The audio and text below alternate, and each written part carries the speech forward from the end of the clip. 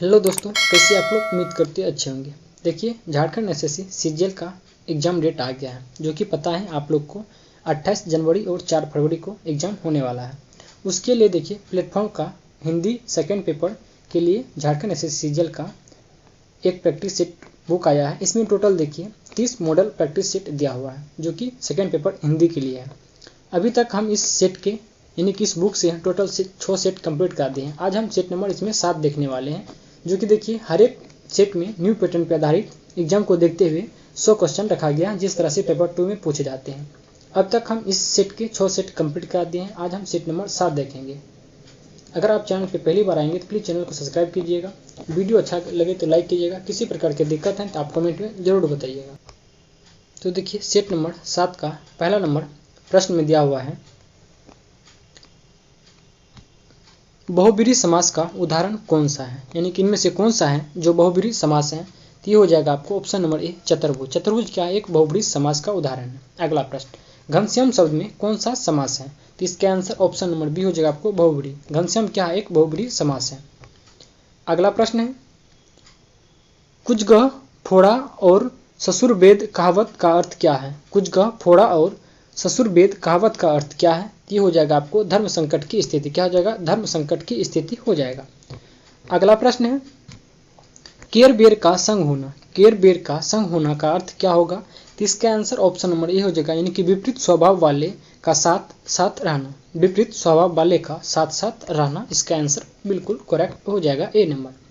अगला प्रश्न, पशु चर रहे में रेखांकित शब्द यानी कि पशु जो है या क्या है? तो इसका आंसर हो जाएगा ऑप्शन नंबर सी, यह एक जातिवाचक संज्ञा हो जाएगा। क्या हो जाएगा? जातिवाचक संज्ञा। अगला प्रश्न, संज्ञा के साथ आने वाली विभक्तियों को क्या कहा जाता है? तो ये हो जाएगा आपको विशिष्ट कहा जाता है। क्या कहा जाता है? विशिष्ट। अगला प्रश्न है प्रसंख्या 7, निम्नलिखित में से कौन सा शब्द सर्वनाम नहीं है? यानी कि इनमें से कौन सा है जो सर्वनाम नहीं है? तो ये हो जाएगा आपको 10 गुना। 10 गुना सर्वनाम इसका नहीं है। अगला प्रश्न देखते हैं प्रसंख्या 8, क्या आप घर भी जाएंगे वाक्य में रेखांकित यानी कि आप जो है या कौन सा पद है? तो इसका आंसर हो जाएगा ऑप्शन नंबर ए, यह एक सर्वनाम है। अब क्या है? एक सर्वनाम है। अगला प्रश्न, वह घर से बाहर गया, इस वाक्य में से कौन सा कारक है? इसका आंसर हो जाएगा यानी कि अपादान कारक। क्या हो जाएगा? 9 के ऑप्शन नंबर बी हो जाएगा, यानी कि इससे अलग होने का बोध होता है अपादान कारक से। अगला प्रश्न है, अधिकरण कारक के चिन्ह क्या होगा? अधिकरण कारक के चिन्ह हो जाएगा में और पढ़। क्या हो जाएगा? में पढ़। अगला प्रश्न है, धुंधला शब्द में विशेषण क्या है? धुंधला शब्द में कौन सा विशेषण है? तो ये हो जाएगा आपको गुणवाचक विशेषण। धुंधला में कौन सा है? तो गुणवाचक विशेषण है। अगला प्रश्न है, काला घोड़ा तेज दौड़ता है में क्रिया विशेषण कौन है? इसका आंसर हो जाएगा ऑप्शन नंबर बी, तेज। यहाँ पे तेज जो है क्रिया विशेषण है। देखिए, सभी प्रश्न जो है एग्जाम की दृष्टि से बहुत ही महत्वपूर्ण है, तो आप लोग वीडियो को लास्ट तक जरूर देखिएगा। अगला प्रश्न, चिड़िया आकाश में उड़ रही है, वाक्य में उड़ रही क्रिया कौन है? इसका आंसर ऑप्शन नंबर बी हो जाएगा आपको, यानी कि अकर्मक क्रिया हो जाएगा। कौन हो जाएगा? अकर्मक क्रिया। अगला प्रश्न है, कर्म के आधार पर क्रिया के कितने भेद होते हैं? तो इसका आंसर ऑप्शन नंबर सी हो जाएगा, कर्म के आधार पर क्रिया के 2 भेद होते हैं।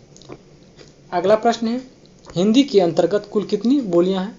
तो इसका आंसर ऑप्शन नंबर डी हो जाएगा आपको 18। कितना? 18 बोलियां हैं। अगला प्रश्न है प्रसंख्या 16, कवि सूर्यमल मिश्र की रचना किस भाषा में है? तो इसका आंसर ऑप्शन नंबर बी हो जाएगा, यानी कि अहिरवाटी भाषा में। किसमें? अहिरवाटी। अगला प्रश्न, राजभाषा संकल्प पारित कब हुआ था? राजभाषा संकल्प कब पारित हुआ था? ये पारित हुआ आपको 1968 में। कब हुआ? 1968। अगला प्रश्न है, संविधान में कुल कितने अनुच्छेद का संबंध भाषा से है?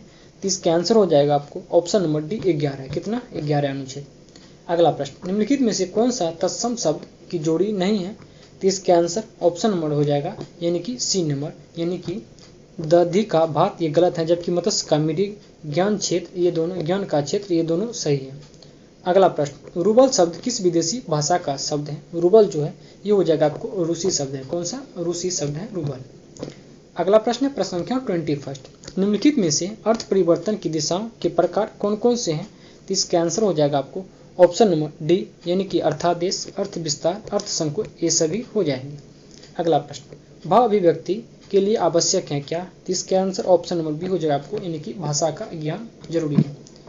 अगला प्रश्न, रामचरितमानस नामक महाकाव्य की रचना शैली क्या है? इसका आंसर ऑप्शन नंबर सी हो जाए आपको दोहा चौपाई। क्या हो जाएगा? दोहा चौपाई हो जाएगा। अगला प्रश्न है प्रश्न संख्या 24। विश्व में अस्थायी भाव किस रस में होता है? इसका आंसर ऑप्शन नंबर डी हो जाएगा आपको अद्भुत में। किसमें? अद्भुत। अगला प्रश्न प्रश्न संख्या 25। बायोग्राफिया लिटरेरिया का प्रकाशन कब हुआ? बायोग्राफिया लिटरेरिया का प्रकाशन कब हुआ? ये हुआ आपको 1817 ईस्वी में। कब हुआ? 1817 ईस्वी में प्रकाशन हुआ है। अगला प्रश्न मूल सिद्धांत किस पाश्चात्य आलोचक के हैं? इसका आंसर ऑप्शन नंबर बी हो जाएगा आपको I.A. रिचर्ड्स का है। अगला प्रश्न है प्रश्न संख्या 27। निम्नलिखित में से कौन सी पत्र की विशेषता नहीं है? इसका आंसर ऑप्शन नंबर ए हो जाएगा आपको विनयशीलता। क्या हो जाएगा? विनयशीलता। अगला प्रश्न है पुत्री के द्वारा माता को पत्र में संबोधन होगा या कौन सा होगा? इसका आंसर हो जाएगा आपको ऑप्शन नंबर सी यानी कि पूजनीय माताजी। क्या हो जाएगा? पूजनीय माताजी हो जाएंगे। अगला प्रश्न है डॉक्टर बच्चन सिंह ने विद्यापति को कहा है क्या? इसका आंसर ऑप्शन नंबर बी हो जाएगा यानी कि अपरूप के कवि कहा है। डॉक्टर बच्चन सिंह जो है विद्यापति को अपरूप के कवि कहा है। अगला प्रश्न है उद्धव को बड़भागी किसने कहा है? उद्धव को जो है बड़भागी किसने कहा है? तो ये कहा था गोपियों ने। किसने? गोपियों ने कहा था। अगला प्रश्न है तुलसीदास के दोनों पदों में किस रस की व्यंजना हुई है? तो इसका आंसर ऑप्शन नंबर बी हो जाएगा आपको भक्ति रस के। किसका? भक्ति रस। अगला प्रश्न रामचरितमानस के रचनाकार कौन है? इसका आंसर ऑप्शन नंबर डी हो जाएगा यानी कि वाल्मीकि। रामचरितमानस के रचनाकार कौन है? तो वाल्मीकि हो जाएंगे। अगला प्रश्न बिहारी की भाषा का नाम क्या है? इसका आंसर हो जाएगा ऑप्शन नंबर बी यानी कि मानक ब्रजभाषा। बिहारी की भाषा का नाम है मानक ब्रजभाषा। अगला प्रश्न जो खग हो तो बसेरा करो मिली कलिंद कुल कंबद की डारण में कौन सा अलंकार है? ये हो जाएगा आपको अनुप्रास अलंकार। कौन सा हो जाएगा? अनुप्रास अलंकार हो जाएगा। अगला प्रश्न है भूषण के पिता का नाम था क्या? भूषण के पिता का क्या नाम था? ये हो जाएगा भूषण के पिता का नाम था रत्नाकर त्रिपाठी। क्या नाम था? रत्नाकर त्रिपाठी। अगला प्रश्न है विद्यापति के श्रृंगार रस का आलंबन कौन है? विद्यापति के श्रृंगार रस का आलंबन कौन है? ये हो जाएगा राधा और कृष्ण। क्या हो जाएगा? राधा और कृष्ण हो जाएंगे। अगला है कबीरदास कैसी प्रकृति के इंसान थे? कबीरदास जो है कैसे प्रकृति के इंसान थे? ये हो जाएगा आपको घुमक्कर प्रकृति की। अगला है सूरदास किस तरह का काव्य है? इसका आंसर हो जाएगा आपको ऑप्शन नंबर सी यानी कि गीति काव्य। कौन हो जाएगा? गीति काव्य हो जाएगा। अगला प्रश्न है प्रश्न संख्या 39। विनय पत्रिका में स्वार्थिक वंदना किसकी की गई है? ये हो जाएगा आपको स्वार्थिक वंदना की गई ब्रह्मा की। किसकी? ब्रह्मा की। अगला प्रश्न भूषण का जन्म कहाँ हुआ था? भूषण का जो जन्म है ये कहाँ हुआ था? ये हुआ था आपको कानपुर में। कहाँ हुआ है? कानपुर में हुआ है। अगला प्रश्न है हम तो एक एक करे जाना पद में ईश्वर के प्रतीक के रूप में किसे माना है? इसके आंसर ऑप्शन नंबर डी हो जाएगा आपको कुम्हार को। किसे माना है? कुम्हार को माना है। अगला प्रश्न है हारिल पक्षी से किसकी तुलना की गई है? इसका आंसर हो जाएगा ऑप्शन नंबर बी यानी कि गोपियों की। किसका? गोपियों की। अगला है भारतेंदु हरिश्चंद्र ने किस पत्रिका का प्रकाशन किया? इसका आंसर ऑप्शन नंबर डी हो जाएगा आपको यानी कि कवि सुधा, बालबोधनी, हरिश्चंद्र मेघनी ये सभी का प्रकाशन कौन किया है? भारतेंदु हरिश्चंद्र किया है।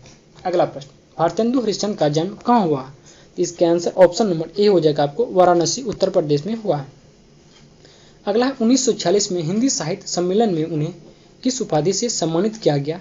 ये हो जाएगा उन्हें सम्मानित किया गया था किस उपाधि से? तो साहित्य वाचस्पति की उपाधि से सम्मानित किया गया। यानी 45 का ऑप्शन नंबर सी बिल्कुल करेक्ट हो जाएगा।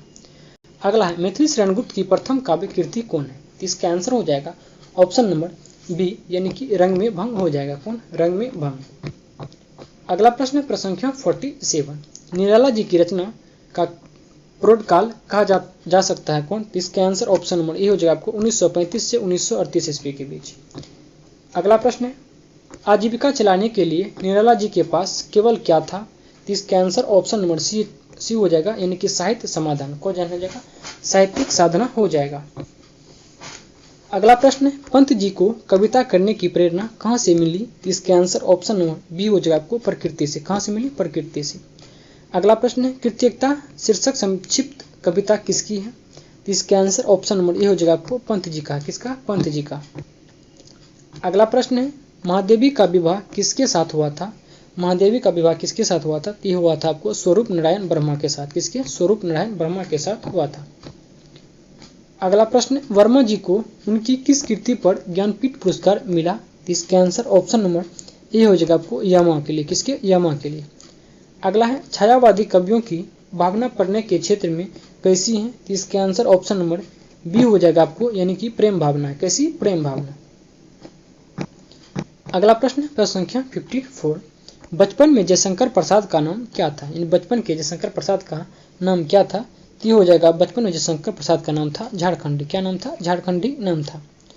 अगला है, निम्नलिखित में से रामधारी सिंह दिनकर द्वारा कौन सी कृति लिखी गई है?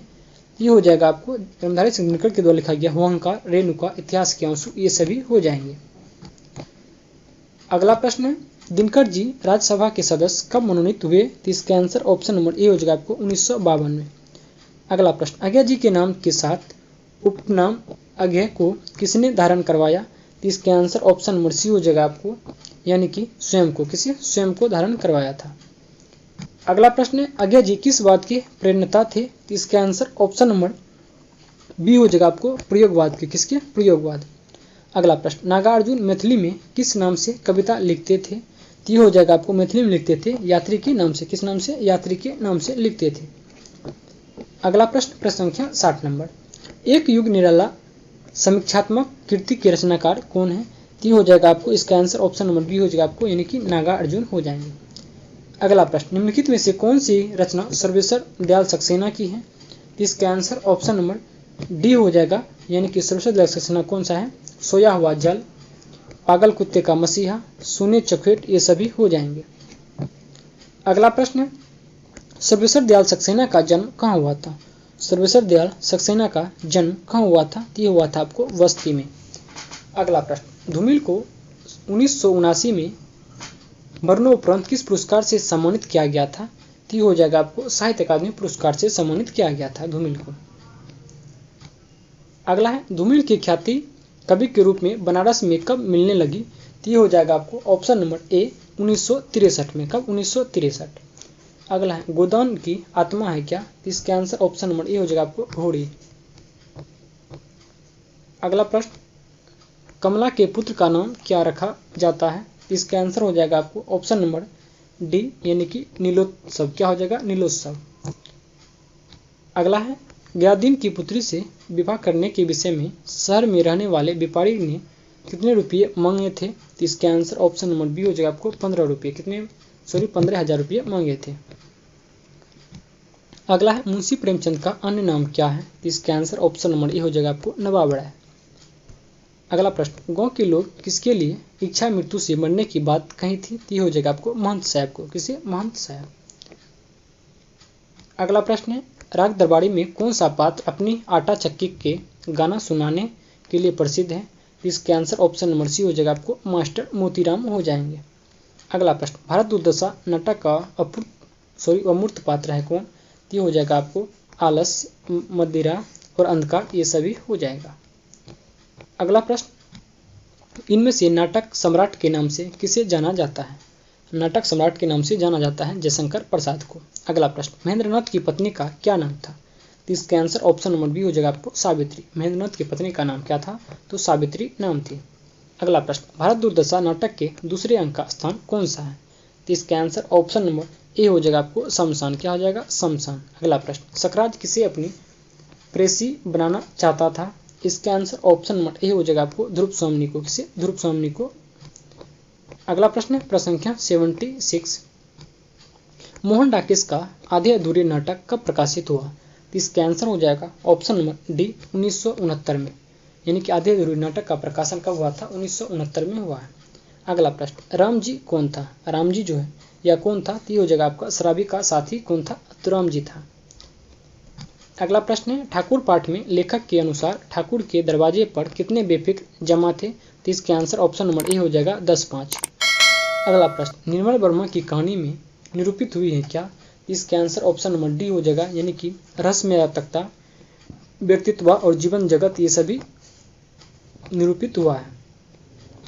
अगला प्रश्न, परिंदे शीर्षक कहानी में किसकी अभिव्यक्ति हुई है? तो ये हो जाएगा आपको व्यक्तित्व मनस्थिति का। अगला प्रश्न, सेठ दीवान चंद कहाँ के मशहूर एवं लोकप्रिय बिजनेसमैन थे? तो ये हो जाएगा आपको करोल बाग के। कहाँ पे? करोल बाग के। अगला प्रश्न है, गजेंद्र बाबू कितने साल की नौकरी के बाद रिटायर होकर घर जा रहे थे? तो हो जाएगा आपको 35 साल। अगला प्रश्न, ज्वाला जो जाति का अहिर था उसके कितने बच्चे थे? इसका आंसर हो जाएगा आपको ऑप्शन नंबर 83 का ऑप्शन नंबर ए हो जाएगा, यानी कि 2 बच्चे थे। अगला प्रश्न है, रंजीत ने अपना सामान कहाँ पर छोड़ रखा था? तो इसका आंसर ऑप्शन नंबर सी हो जाएगा आपको मिसपाल के घर में। कहाँ पे? मिसपाल के घर। अगला प्रश्न, रामजी ने शराबी को क्या हटाने को कहा? तो हो जाएगा आपको सान धरने की कल। क्या हो जाएगा? इसका आंसर ऑप्शन नंबर सी हो जाएगा, सान धरने की कल हटाने को कहा था। अगला प्रश्न, जोखू की पत्नी का क्या नाम है? जोखू का पत्नी का क्या नाम है? तो हो जाएगा आपको गंगी। अगला प्रश्न, छात्रावास के नौकर का क्या नाम था? तो हो जाएगा आपको करमुद्दीन। क्या नाम था? करमुद्दीन नाम था। अगला प्रश्न है, लेखक के बगल वाले कमरे में कौन अपने जूते पॉलिश कर रहा था? तो हो जाएगा आपको अतुल मवानी। कौन? अतुल मवानी कर रहा था। तो इसका आंसर ऑप्शन नंबर बी बिल्कुल करेक्ट हो जाएगा। वापसी किसकी कहानी है? तो हो जाएगा आपको उषा प्रियवंदा की। अगला प्रश्न है, रुपये का कितना शेर मिलता था? इसका आंसर हो जाएगा आपको ऑप्शन नंबर ए, यानी कि 12-14 शेर। अगला प्रश्न है, 2 आदमियों का खाना है या 2 आदमियों का खाना है भी या दोनों को ही भूखे रहना पड़ेगा, यह किसका कथन है? तो हो जाएगा यह रंजीत का कथन था जो मिसपाल को कह रही थी। अगला प्रश्न प्रसंख्या 92, तुमसे खाना बनाने को किसने कहा था? यह कथन किससे कहता है? ये जो हो जाएगा नरेंद्र ने बसंती से कहता है। तो इसका आंसर ऑप्शन नंबर ए बिल्कुल करेक्ट हो जाएगा। अगला प्रश्न, कविता कुमुदी के संग्रहकर्ता कौन है? तो ये हो जाएगा आपको रामनरेश त्रिपाठी, यानी कि कविता कुमुदी के संग्रहकर्ता कौन है? तो रामनरेश त्रिपाठी हो जाएंगे। अगला प्रश्न, जयशंकर प्रकाश के रचनाकार कौन है? तो इसका आंसर हो जाएगा आपको ऑप्शन नंबर ए, यानी कि श्रीधर हो जाएंगे। कौन? श्रीधर। अगला प्रश्न, कीर्तिलता किस भाषा की रचना है? इसके आंसर ऑप्शन नंबर डी हो जाएगा आपको अभट्ट। कौन सा? अभट्ट भाषा है। अगला प्रश्न है, निम्नलिखित में से कौन निर्गुण भक्ति धारा का कवि नहीं था? इसके आंसर ऑप्शन नंबर ए हो जाएगा आपको मीरा। कौन हो जाएगा? मीरा हो जाएगा।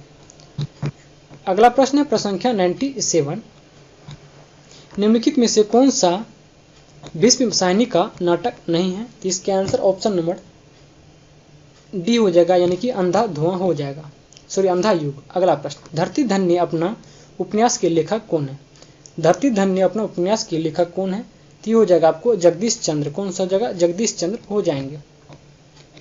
अगला प्रश्न है, गली आगे मूर्ति है के लेखक कौन है? गली आगे मूर्ति है के लेखक कौन है? तो हो जाएगा आपको शिव प्रसाद सिंह हो जाएंगे। आज की वीडियो का देखिए लास्ट प्रश्न है, शिकार संबंधी रोचक निबंधों के रचनाकार कौन है? तो इसके आंसर ऑप्शन नंबर ए हो जाएगा आपको श्री राम शर्मा हो जाएंगे। देखिए सभी ही वीडियो का प्रश्न अति ही महत्वपूर्ण है, तो आप वीडियो को लास्ट तक देखिए। उम्मीद करते हैं अगर वीडियो आपको पसंद आएंगे तो प्लीज़ आपसे रिक्वेस्ट है कि आप वीडियो को लाइक और शेयर जरूर कीजिएगा। मिलते हैं अगले वीडियो में, तब तक के लिए धन्यवाद।